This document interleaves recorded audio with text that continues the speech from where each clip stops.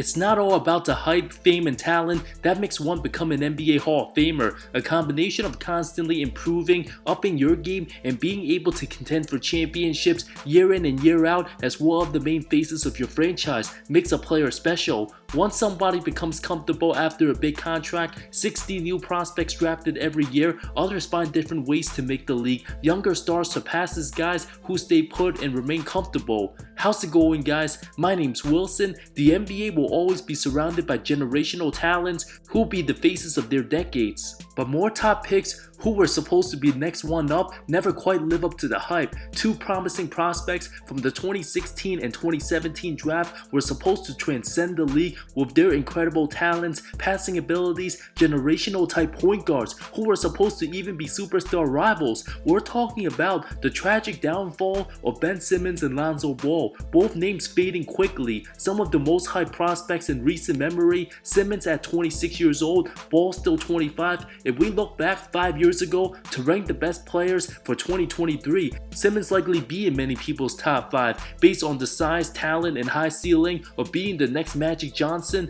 while Lonzo Ball somewhere in the 10 to 15 range, displaying lots of Jason Kidd comparisons, both under contract till 2025 for different reasons, could be out the league entirely by then.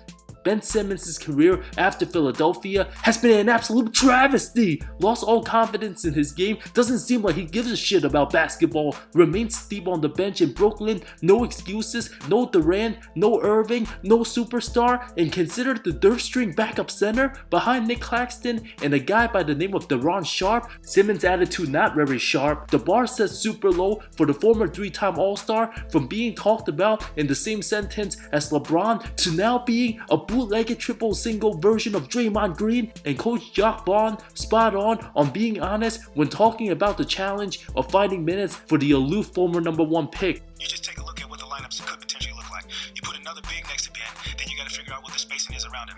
Then if you put a playmaker next to him, then you got to figure out what Ben looks like without the basketball. Then if you go small with Ben, then you got to figure out, can you rebound enough with him? All right, so the challenges are ahead of us. We'll look them head on.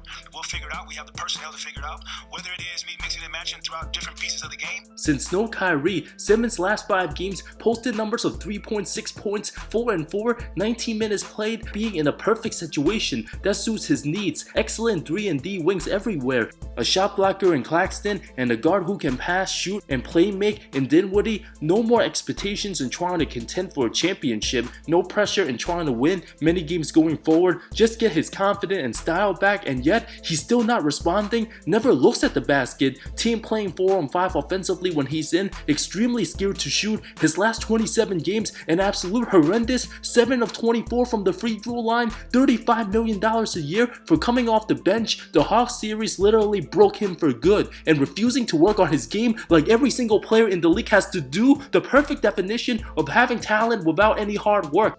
Simmons can only blame himself for being in this situation he's in, for hardly working. Rightfully crucified, looking at his peers from the 2016 class, Simmons likely would have gone first overall from all 30 teams back then, despite his questionable work ethic, straight up quitting at LSU, despite missing the entire 2017 season, went from an instant star, was arguably better than anybody his class until 2021. The ego and immediate success perhaps got into his head from getting all the praise in the world, now looks like an absolute shell of himself. No other player, especially not even reaching their prime age, drastically fell apart like this. Doesn't seem to want any responsibility as an NBA player, viewing his job as a mandatory chore. Just show up when he feels like it, gives little to no effort, gets paid and not be bothered, getting paid $35 million for the shitty performances, not even being a top 8 player on the Nets roster, an absolute joke of a travesty. Still 2 years of max money, brings no value, untradeable. Not that Brooklyn can get anything of value in return. After his flaws got exposed, it became an unmitigated disaster.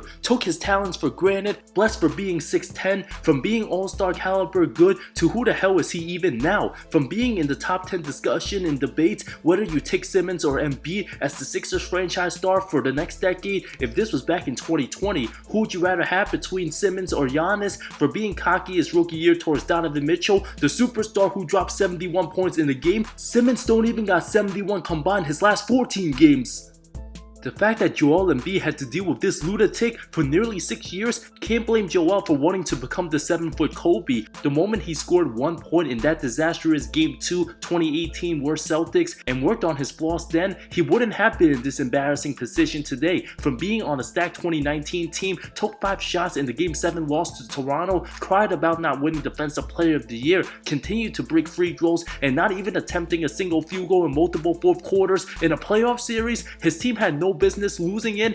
The beginning of an ugly downfall, only to run from accountability after the Atlanta series. His reaction and response to the pathetic atrocity, just as bad as the disgusting performance, cried about Embiid and Doc Rivers' comments when he was just told to get better, saying they were being too harsh, refused to play or even practice, sat out, just to end up getting even worse, getting paid max money to cheat the game. Even the diehard Simmons fans still defended him months ago, no longer worth defending for. The craziest fall from any talented athlete we've seen, his production literally reaching Anthony Bennett level. Nobody else in the history of society will ever get paid $35 million to play professional basketball, only to be scared to shoot a basketball. Another disgrace, the only reason he's even getting minutes now, due to the absurd contract and potential that's not being taken advantage of. His actions refusing to play, even making heavy Benjamins, will certainly be brought up in the next collective bargaining agreement. No matter the noise, lack of production, it seems like Simmons want to play out the rest of his contract and not have to worry about playing basketball again, enjoy those millions. Nothing wrong with settling, but for a franchise to trust such an unworthy prima donna,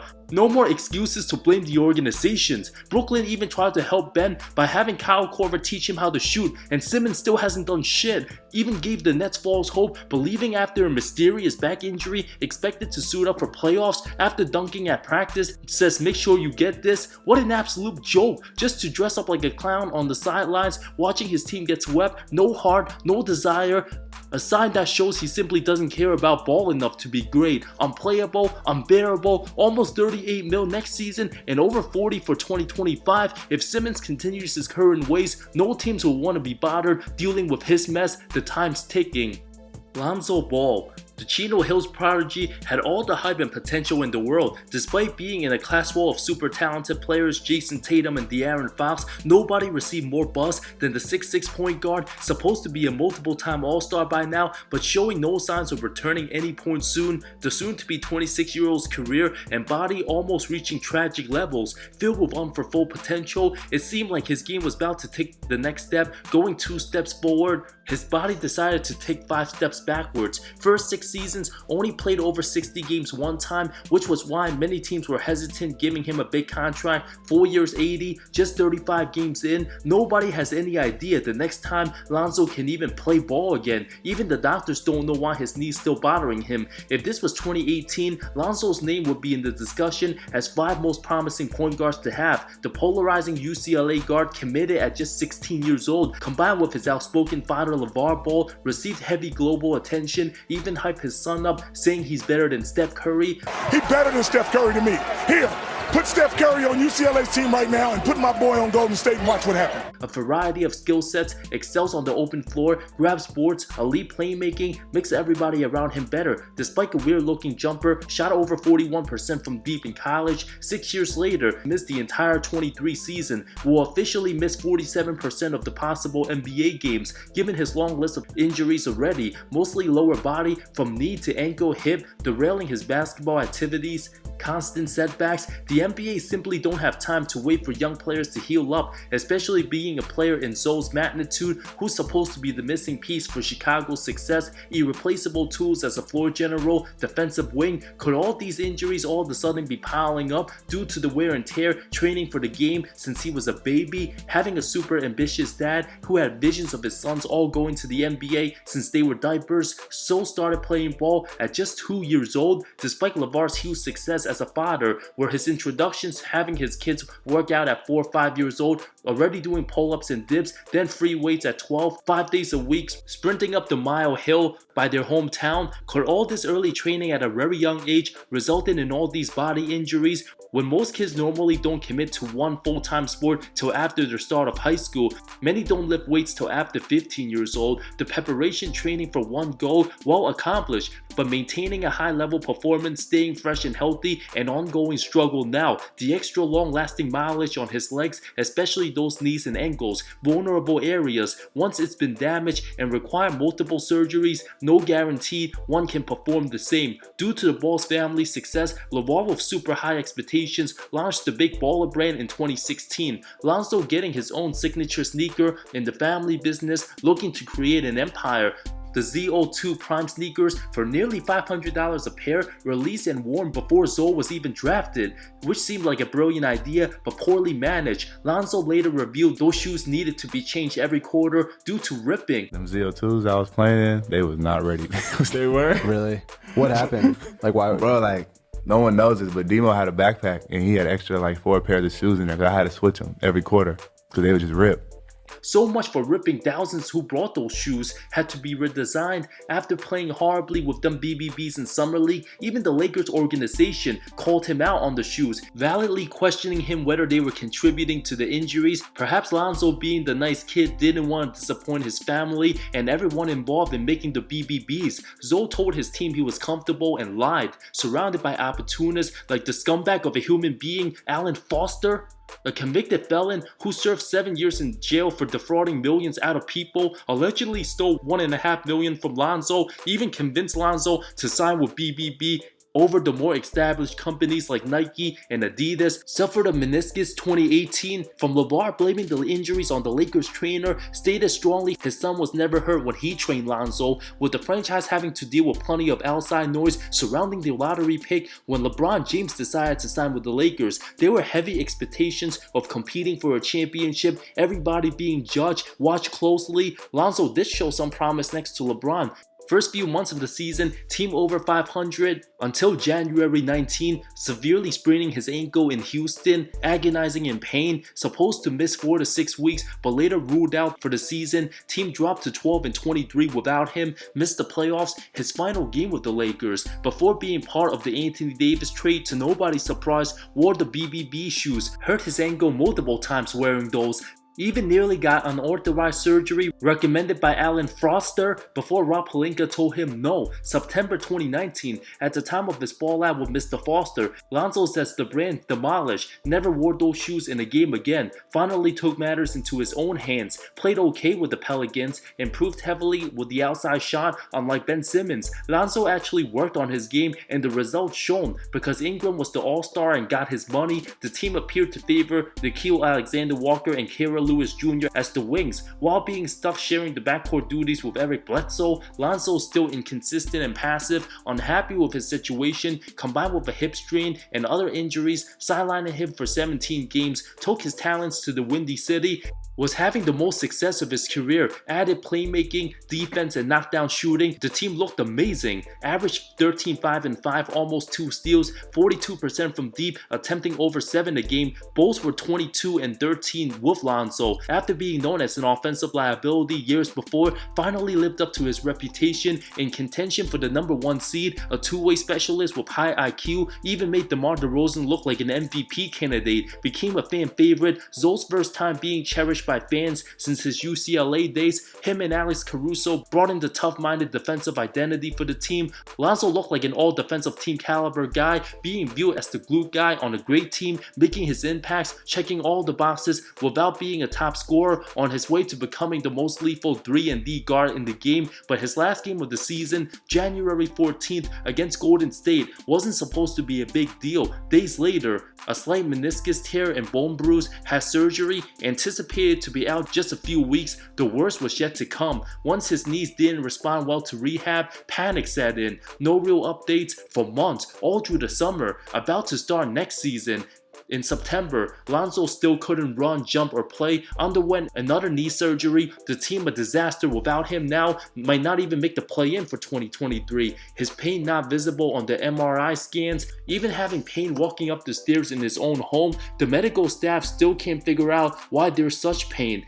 I literally, I really can't run, so can't run or jump. So there's like a range from like 30 to 60 degrees when my knee is bent that I have like no force and I can't catch myself. So until I can do those things, I can't play. After all the work he's put in, proving to become a key player on a great team, many Bulls fans knew the season was all but over before it started. Not much optimism at all. The fact that older players Joe Ingles and Ricky Rubio tore their ACLs around the same time Lonzo was hurt and already back before Lonzo, very concerning. Even Danny Green tore his ACL back in May and he's back in February. Absolutely concerning. Now many sensing Brandon Roy vibes. All anyone can do right now is hope and pray for Lonzo to be healthy. At this point, could all the early workouts and questionable training cause this type of wear and tear to Lonzo's body, or was it caused by the BBB shoes he was wearing his first 2 seasons? The multitude of injuries just kept building. If the pain continues the next several months, Lonzo will have to make a crucial decision whether he wants to even continue playing again and experiencing pain, or stop playing basketball altogether to take care of his health and body. First and foremost, has a player option for 2025. By that time, he'll already make over $100 million in NBA earnings. If one day we wake up and hear the news that this is truly the end of Lonzo Ball's basketball career, would be absolutely tragic. From being one of the most exciting players in all of college ball and already becoming a sensation as a household name way before playing a single game in the NBA. Going forward, it's really not about when Lonzo can return playing, but will he ever be able to heal up, be healthy enough to play basketball again? Might need to take a super long layoff like Jonathan Isaac and Markelle Fultz at this point. Simply needs to heal up, see how his body reacts, and remain strong. Let's hope this truly isn't the end for the promising talent. 2 totally different situations, from elite prospects, top lottery picks, guys who are supposed to be dominating the league today, from potentially the craziest downfall in basketball production due to severe mental breakdown, to a promising career on the rise cut short due to mysterious complications of a damaged knee. Ben Simmons still has the opportunity to extend his career if he faces his fears and gets the confidence back, if he decides to ever put in the work, while Lonzo, on the other hand, will have to listen to what his body tells him. Doesn't have much control to dictate what his basketball future holds after 2023.